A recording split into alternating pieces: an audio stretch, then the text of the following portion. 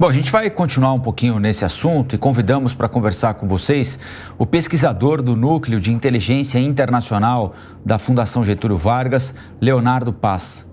Muito obrigado, professor, pela entrevista e bom dia. Bom dia, Rafael. Bom dia, Lívia. Todos estão aqui com a gente. Bom, agora no dia 7 de outubro, segunda-feira, sem ser essa outra, nós completaremos um ano desde o ataque terrorista do Hamas a Israel. As consequências ao longo deste ano estamos acompanhando até agora, inclusive com o iminente agravamento da situação na região. O senhor consegue estabelecer e acha que é prudente estabelecer alguma espécie de comparação entre o que aconteceu na faixa de Gaza com o que pode vir a acontecer no Líbano, guardadas as devidas proporções entre a faixa de Gaza e o Líbano, professor? Eu acho que esse é o ponto, né? A gente tem que guardar as devidas proporções, Rafael, porque o que ocorre é que Gaza, basicamente, é um território controlado por Israel. Israel consegue fechar as fronteiras, consegue evitar com que a ajuda humanitária chegue, consegue evitar com que jornalistas internacionais acessem o local, enfim. Não é o caso do Líbano, né? No Líbano você tem uma circunstância na qual você tem o Hezbollah, que é uma força muito mais bem estruturada do que o Hamas sempre jamais foi. É um país aberto, então, quer dizer, você tem acesso de ajuda de outros países até o Hezbollah ou, eventualmente, a força libanesa, outras forças no Líbano. Você tem acesso humanitário que pode chegar. Então, o contexto é bastante diferente. E por esse lado, quer dizer, a gente vai ter mais informação sobre o que está acontecendo lá e a possibilidade do conflito ser mais brutal me parece também relevante, dado a força que a gente espera que o Hamas tenha acumulado nesses últimos quase 20 anos, desde o final da última guerra com eles, e com um potencial envolvimento de outros países, como Síria, eventualmente Irã, dentro desse conflito. Agora, Leonardo, olhando mais para a intensificação desse conflito com o Hezbollah lá no Líbano, agora há pouco o Luca Bassani, nosso correspondente internacional, falou sobre essa tentativa de França, Estados Unidos e outros países aliados de fazer com que se avance num acordo de cessar-fogo de 21 dias para acalmar os ânimos lá na região.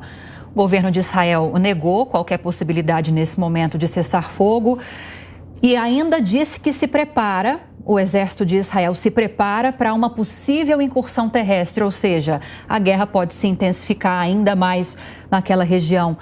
Dada a força dos Estados Unidos para negociar um cessar-fogo, é possível que, nesse caso, nós avancemos para um acordo nesse sentido, agora ou sem expectativas disso acontecer?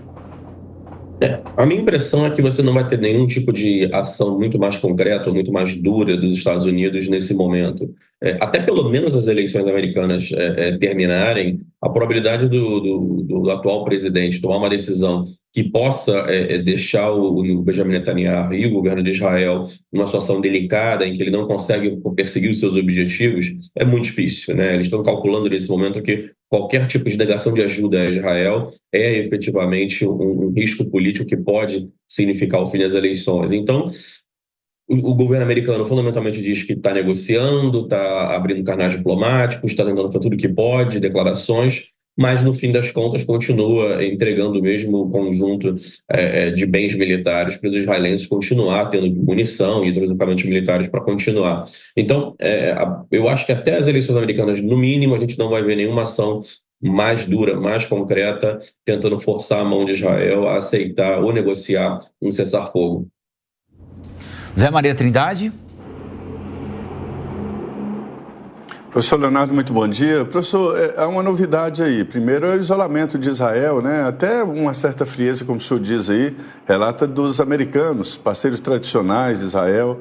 Os dois países desenvolveram armamentos, né? Desenvolveram trabalhos na área de inteligência, enfim, situação complexa. Israel está sendo isolada e qual o risco disso, de Israel ficar completamente isolada depois deste processo de guerra contra o Hamas e contra o Hezbollah? O que tem de novidade nisso?